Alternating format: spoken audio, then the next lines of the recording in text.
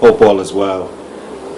Hopefully, you have listened to the playlists of all the poems that were done, and basically, I want to give you a brief background on the poems and why it was actually written. The purpose of Love and Basketball, Memoirs of Life, was basically to bring awareness to the issues that are often overlooked or ignored in mainstream society. This book is really more than a memoir. The poems speak about the commonalities that are present within everyday life, especially in urban America, but really applies to all of us.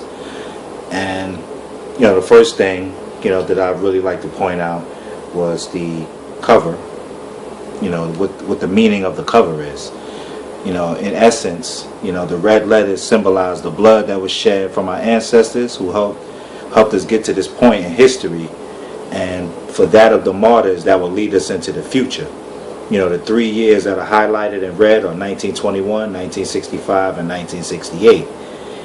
These crucial points in American history are significant because they represent the struggle from segregation to integration while battling the various forms of Jim Crow laws and institutionalized racism.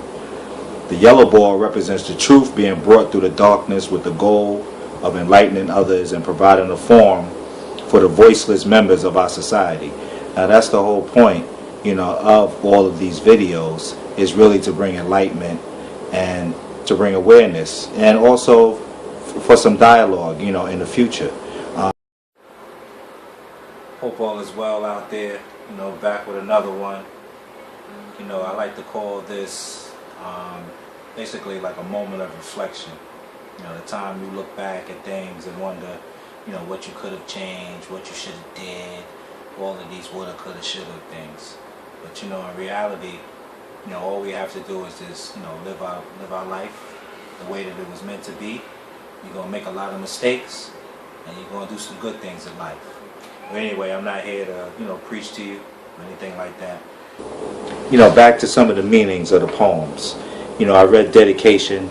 That poem paid homage, to our ancestors and to the people who blazed the path of survival through the inhumane conditions of slavery and later on in life. That's one thing that we really have to learn how to do, is pay homage and look at the people who did it before us, the people who paved the way, who made it possible for you to even have a dream. I mean, there's no way that, we could have done some of the things that we're doing today without somebody else risking their life, in order for that to be accomplished. I mean, I think that gets lost, in a lot of the things that are, being done to divide, the people. We talk about racism, we talk about sexism, we talk about politics.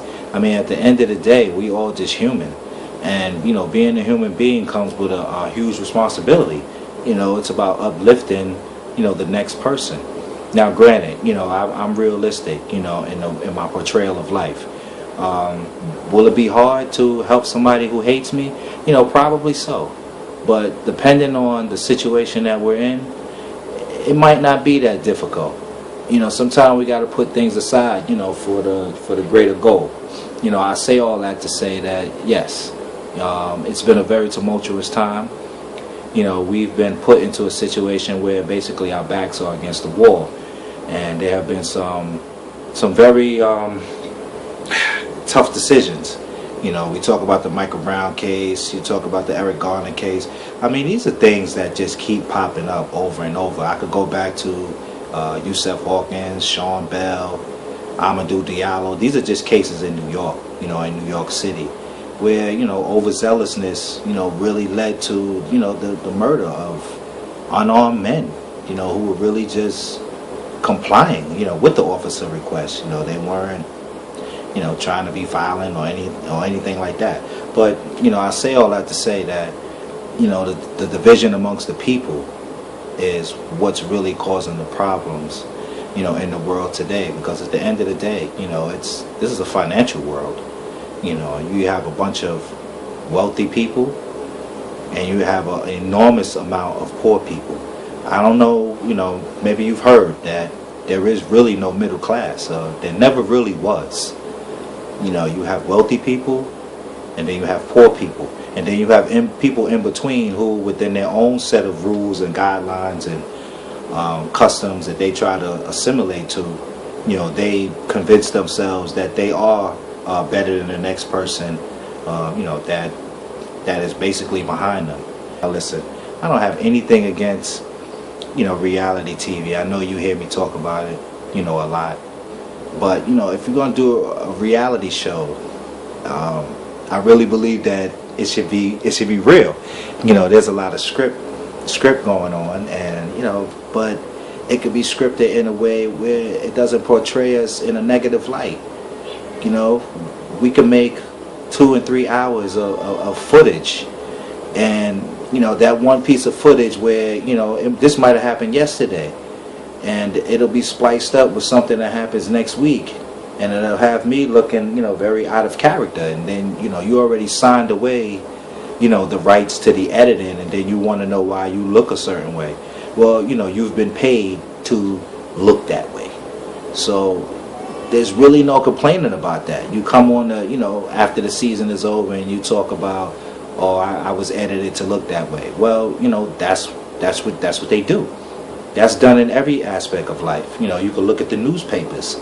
You know, you can look at TV shows. As soon as if I turn the volume down and I see a black man on a television screen, you know, the first thing that pops into my mind is that this person done committed a crime, and that's sad. That's sad to say, but this is the media imagery and the brainwashing that, you know, it's taken a long time to reverse that. You know, it's a very difficult time out here for a lot of people. It's not a race thing anymore. It's really about, you know, economics. When I say economics, it's about the power and the money within a particular race. So yeah, race is involved, but it's not just about race. I'm willing to bet that there are more people who are financially oppressed than racially oppressed, you know, because of the society that we live in. You know, we live in a capitalist society, so that's the end game. That's the goal of that type of society. You know, I keep hearing the same argument over and over.